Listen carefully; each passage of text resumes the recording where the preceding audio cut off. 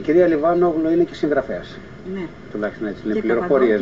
Και Καπαδόκησα, από το Τσουχούρ Καπαδοκίας κατάγεται ο παππούς μου, το οποίο ήταν από τα βορειότερα χωριά της Καπαδοκίας, δίπλα στο Ρουμ Καβάκ, στο Τσάτ, και αποφάσισα να γράψω 4 βιβλία για την Καπαδοκία και ξεκίνησα πρώτο από τα παραμύθια της Καπαδοκίας, τα οποία είναι συλλογή παραμυθιών από τους χωριανούς μου, οι οποίοι τα λέγανε στα παιδιά τους και τα παραμύθια έχουν θρέψει γενιές και γενιές ανθρώπων.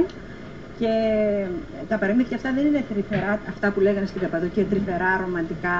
Ήταν για σκληρούς άντρες, γιατί να μην ξεχνάμε ότι ο Διγενής Ακρίτας είναι από το χωριό μου δίπλα, βρέθηκε το κάστρο, το φρούριο που δείχνουν τώρα, σε κάποιο βουνό εκεί, στο Τσουκούρ δίπλα, το κάστρο του Διγενή Ακρίτα, που ήταν ατρόμητος, που πάλιψε με το χάρο, στα μαρμαρένια αλόνια και δεν το έβαλε κάτω. Και συμβολίζει όλους τους άντρες που αγωνίζονται μέχρι σε σχάτων. Και οι άντρες της Καπαδόκιας και στα Μιλέτα Μπορού δείξανε ότι σπάζανε την πέτρα με συνθήκες άθλιες, με ένα νεροζούμι, πεθαίνανε κατά χιλιάδες, αλλά δεν το βάζανε κάτω. Και εδώ που ήρθανε συγκρινότανε και μπορούσαν και κάνανε δουλειά. Ήσαμε 15 άντρες. Δεν θέλω να πενέψω τους προγόνους μου, αλλά αυτό είναι αλήθεια. Αυτό είναι το πρώτο που έγραψα. Το δεύτερο είναι το ταξίδι που δεν έγινε, που είναι μυθιστόρημα και έχει πάρει και 2 βραβεία. Ένα από την εστία Νέας Μύρνης, μου το έχει δώσει μάλιστα ο ίδιος ο μακαριστός Χριστόδουλος, μου το παρέδωσε.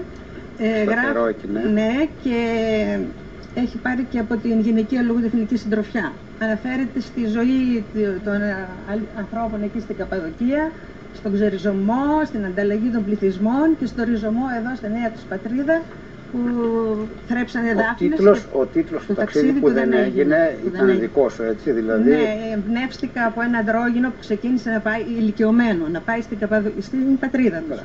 Και στα σύνορα ένα γραφειοκρατικό πρόβλημα τους ανάγκασε, γιατί έγραφε η ταυτότητα, γεννήθηκε στη Μικρά Ασία. Και είπαν στα σύνορα ότι η Μικρά Ασία δεν υπάρχει. Και τους γυρίσανε πίσω. Και αυτό ήταν πολύ χτύπημα μεγάλο, και αυτό οδηγούνται τώρα στο δρόμο, θυμούνται τα γεγονότα, πώς ζήσανε, τι κάνανε. Ένα flashback κάνουνε πίσω και θυμούνται τα γεγονότα και τα περιγράφουν. Και ήταν αυτό πολύ έτσι που μου έκανε εντύπωση, το είχα διαβάσει στην εφημερίδα που τους γυρίσανε πίσω. Και λέει, δεν θα τους δοθεί τώρα ευκαιρία άλλη φορά να ξαναπάνε στην πατρίδα, και λέγανε και οι ίδιοι, ας πηγαίναμε μια φορά στην πατρίδα και ας μας θάβανε ζωντανούς στα χώματά μας. Τρίτο βιβλίο είναι που έγραψα από το Τσουχούρ Καπαδοκία στο Καπαδοκικό Καρδίτσας.